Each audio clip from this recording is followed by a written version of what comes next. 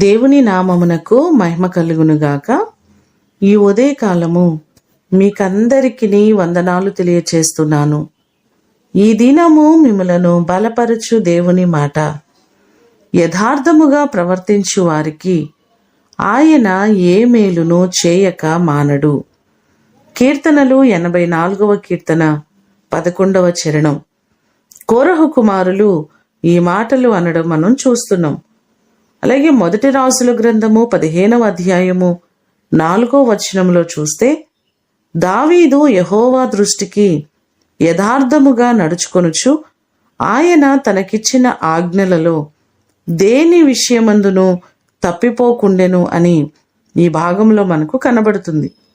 దావీదు దేవుని దృష్టిలో యథార్థముగా ప్రవర్తించారు కనుకనే అతడు బహుగా అభివృద్ధిని, ఆశీర్వాదమును, శాశ్వత కృపను పొందుకున్నట్లుగా బైబిల్లో మనము చూడగలం.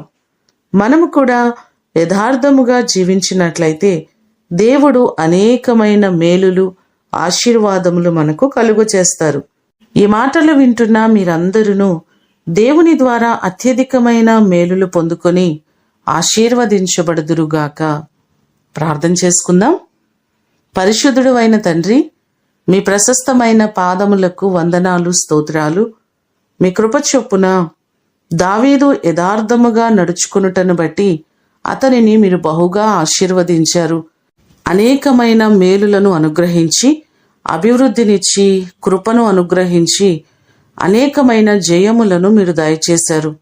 మా వ్యక్తిగత జీవితాల్లో కూడా అనేకమైన కార్యాలు మాకు మీరు అనుగ్రహించండి.